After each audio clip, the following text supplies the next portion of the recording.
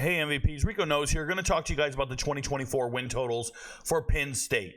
You guys see it here on the sports book. It has 9.5 wins in the regular season for Penn State. Are they going to go over that number or under? You see the chart. They expect them to go over. That's why it's minus 172. Remember, this does not include conference championships or bowl games. This is just regular season. Penn State has typically been the third best team in the Big Ten every single year. They can't get over that hump. They're not better than Michigan. They're not better than Ohio State, but they're better than everybody else. And that's kind of the case every single year. So let's go look at 2023. What did they do? They opened up the season beating West Virginia. Very impressive win, especially for the season that West Virginia had. They ended up hitting on all cylinders and getting much better later in the season. But Penn State showed they're a little bit better than a good upstart team or a bounce back team. They're just consistency, and they went through and dominated, beating Delaware, who's now going to be an FBS level team shortly, blowing them out 63-7, not surprising, beating Illinois, not surprised, shutting out Iowa 31-0. A lot of people will look at that and go, oh my God, Penn State's so great. But we know that Iowa just can't score or couldn't score last year.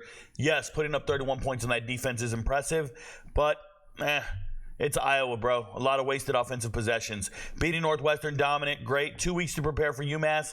They did not let up, and I think they spent all their cycles on UMass, 63-0. Almost beating Ohio State. It didn't happen, but 20-12. Nearly losing to Indiana. That's one of those trap games. You use so much emotion trying to beat Ohio State, you couldn't beat Indiana the way you wanted to. And it was a pretty close game up until like the final 5 or 6 minutes. So shout out to them. Stomping on Maryland, losing to Michigan like everybody did, beating Rutgers, beating Michigan State, looking sharp, and then losing to Ole Miss. Once again, they don't do well against teams that have actual skill players. A majority of their schedule is against teams with no skill threats, if you will. But the minute you run into teams that have equivalent trenches and then skill players, you don't match up well. That's what happens there. That's why they lost to Ole Miss in the bowl game. Nonetheless, they went 10-3. So even last season, when we deemed they were really good, they got to 10 wins like they should, right? They got to 10 wins. If you think they're going to be really good again, they're getting to 10 wins. Well, let's talk about it. Athletically, their quarterback is Drew Allard. I never believed in Drew Allard. I think he is a very substandard quarterback. But let's look at the stats. 25 touchdowns, 2 interceptions. Obviously takes care of the ball. When you watch the tape, though, it's a lot of checkdowns. You see this average right here? His average pass is 6.8 yards per attempt. That means he's throwing it nowhere, guys. It is very short. Most of his passes aren't where they need to be. He's very inaccurate, under 60% completion percentage. He just doesn't have it for me. Maybe it's the offensive scheme, but I think Drew Allard is not really him. He does take care of the ball, doesn't throw it to the other team, but there's just limitations to his greatness. He's not going to beat you over the top. There's going to be nothing great. That makes it hard for them to catch up if they're ever trailing. It makes it hard for them to get any type of explosive plays, meaning they have to stay on schedule with their offense. First downs leads to touchdowns. If there's a penalty, holding, anything, they're going to punt. They can't get the first down. They can't get those yards back, okay? The backup quarterback, his name is Bo Pribola. I'm bad with names. You guys know this already by now. But Bo is a running quarterback. He's a tough kid. He was a freshman. He's from New York. He should not have been running as much as he was, but he was, right? 329 yards rushing. They brought him in a bunch of packages, and they brought him in late in blowouts. And he got to play a lot. He got a lot more playing time than I think he anticipated. Being Drew Allard's backup, I wish they would have saved his red shirt, but that was never in the cards. They used up his red shirt, and they're going to use it up again next season. This upcoming season, you'll see. Other than that, no other quarterbacks played. They have both of them back, so it is what it is. Running backs, everybody knows they have a two-headed monster in Katron Allen and Nicholas Singleton, both 1,000-yard rushers a season ago or 2 years ago. This time kind of kept them simple. 50-50, guys, 172, 171 on their carries.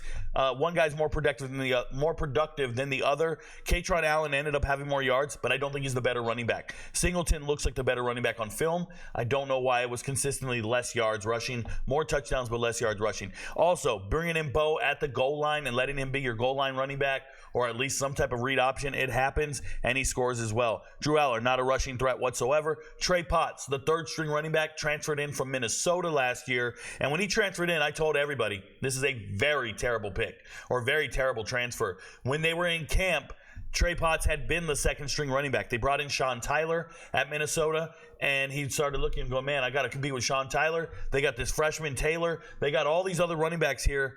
It's time for me to bounce. And he's a Pennsylvania kid. He always wanted to play for Penn State, but why? Your final year of eligibility, you give it up and you go to Penn State and you get 25 carries for your final year in college. I don't get it. I would have never done this in a million years. He was way better off transferring to Pitt, transferring to an FCS program, maybe the MAC. He could have done any of those things and had a great year and put up a ton of yards. Instead, kind of mailed it in and became a coach, if you ask me. Tank Smith, end of his career, very, very substandard career. Been there all these years and just nothing. Nothing, and nothing some more. I'll talk about one of their young running backs here when I look at the depth chart coming up. We'll talk about it. Receivers, big play Dre, Keandre, Lambert, Smith, big play Dre, just hit the transfer portal, went to Auburn. That leaves your receiver core very bare.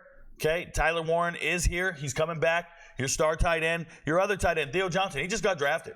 So Theo Johnson was an NFL-level tight end. You just lost one. Let's see what you do about it. Singleton's your running back. Remember, I told you, check downs, and more check downs. Dante Cephas, your second leading receiver, and Dante Cephas is a transfer coming in from Kent State. He just hit the portal and went to Kansas State. So he's out of here, right? Harrison Wallace, Liam Clifford. I'm going to tell you, a lot of these receivers don't move me when I watch the tape. I watch spring. I watched everything last year. I am not moved by the majority of these receivers. I don't know if it's the quarterback play not getting it to them. Maybe they ran the wrong route, a disconnect between the two. But these receivers are underwhelming. Malik McClain, the transfer from Florida State, showed up, did not play as well as they anticipated. What do you do with that, right? He's way down in the depth chart right now. Christian Driver, speaking of way down in the depth chart, he actually hit the transfer portal and left. They lost a young kid, but it really didn't matter. They're losing their kicker. Perfect in extra points. It's important. He missed a lot of field goals, made 150-plus yarder. They have a kicker in the transfer portal. I'll talk about him on an upcoming page. Let's talk about defenders. They got some defenders, bro. They have some defenders returning. But my goodness, did they lose pass rushers. They lost themselves Chop Robinson, a great NFL prospect. They lost Adissa Isaac. He's gone. They lost some of their corners. They're gone. And they're trying to find replacements. And I don't know if they got equivalent replacements. We'll talk about it, okay? So let's go look at this, the depth chart. Julian Fleming coming in from Ohio State. A young man who spent most of his career at Ohio State being all potential, no results. Now he's going to get his chance to lead this receiver core. I told you, I'm not impressed with a lot of these receivers. It could be the offense. It could be the quarterback. Nothing Penn State does at the receiver position really moves me, being real. Okay, offensive line. They look fine when I turn on the tape and I do my assessment of each player. Looks pretty solid, except for this Nolan Ritchie guy. Nolan Ritchie coming in and they pencil him as a starter. We're going to find out. But if he's a starter, you're not a good team, especially a right tackle starter. I don't understand it. Nolan Ritchie played at Wisconsin last year. He couldn't start at Wisconsin. Transferring in, I don't know what's up. I'll talk about the transfer class. I'm underwhelmed by that transfer. I don't like it. I think the offensive line is obviously degrading. They just had a first-round draft pick gone. So you're replacing it with what? That's all I'm saying. It just feels like a step down at receiver, offensive line. Obviously, tight end's better, because you have Tyler Warren, and he got better, I'm assuming, over the offseason. Your quarterback play should improve, get better. Running backs should be better. Cam Wallace should not be at Penn State. I thought Cam Wallace was going to go to Georgia Tech coming out of high school. He does not look, he played at 1A football here in Georgia, so I watched him a lot. I can't remember what county it was. Wilcox County? Matt. It's a county school. It's a 1A school. I turned on the tape. He's running everywhere, but he stops the play in the middle of every play. It aggravates me to no end. Does break some tackles, but it's just he's playing against a bunch of civilians. He's playing against a bunch of insurance salesmen or Popeye workers. I don't know what they are, but they're definitely not football players on Saturdays or Sundays. I think Cam Wallace hits the transfer portal if he doesn't get a role coming up into this season, okay? Then we start looking at the defenders. Like I said, just a slight downgrade here and there. I like Abdul Carter. He can play. Kobe King's a beast. Cam Miller can play. Let's talk about Jalen Reed. There's some really good players here. The problem I have is, like a guy like Kevin Winston leading your team in tackles, You don't want your strong safety leading your team in tackles. Okay, that means the teams are getting out of the box or getting in the I want a linebacker leading my team in tackles, not a strong safety. I feel like you're giving up too many first downs at that point. Let's talk about some of these transfers.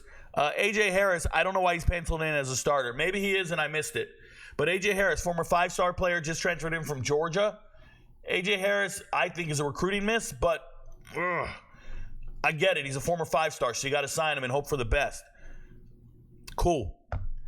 Jalen Kimber is also a former Georgia player. Now, when you look at the transfer portal, they're going to say he's transferring from Florida. He did start 11 games last year at Florida. But before Florida, he was at Georgia. Okay? So you actually have 2 corners coming from Georgia. And the corners are the gem of these transfers. Corners and receiver. You see these 2 corners? Great. Receiver, Julian Fleming? Good, right?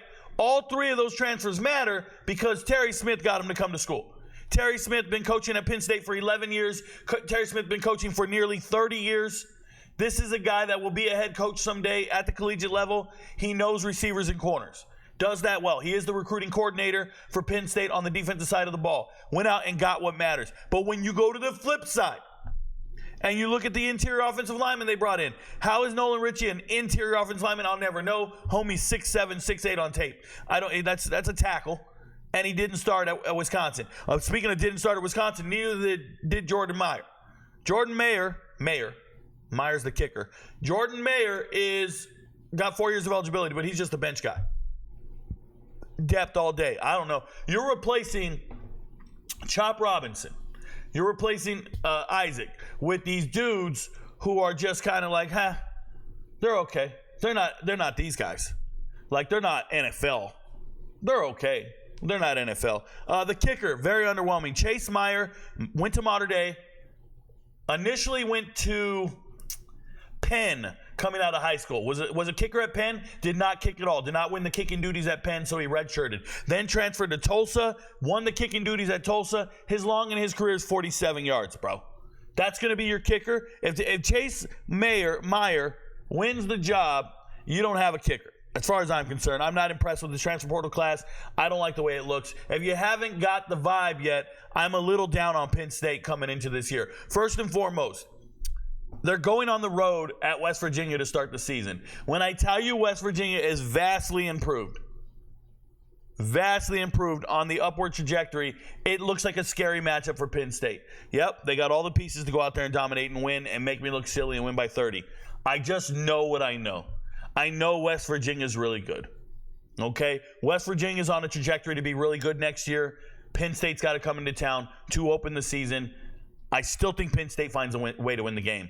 But if Penn State does not dominate this game and win by 30, they're not getting this over. And I don't think they're getting the over anyways. They're playing at Bowling Green or against Bowling Green.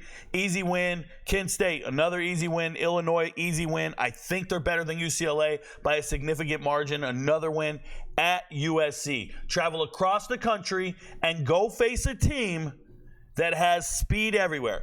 Something you don't. Go face a team that you don't match up well against. I think it's problematic going across the country to play USC.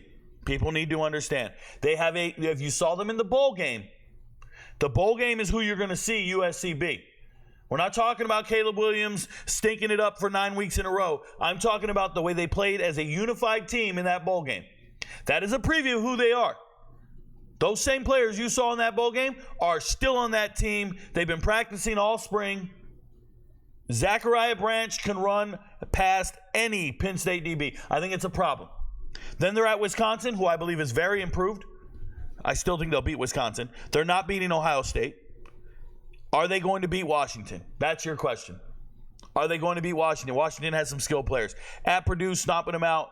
At Minnesota, beating them. Maryland, they're beating them. So, if you think they're winning 10 games, congratulations. You have them losing to Ohio State and only one other team. I have them losing to 2 other teams, whoever it may be. If you want to go with the over, go for it.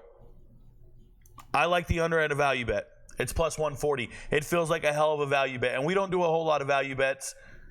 I think losing your 2 leading receivers is a much bigger deal than they're letting on, than anybody's letting on. Okay?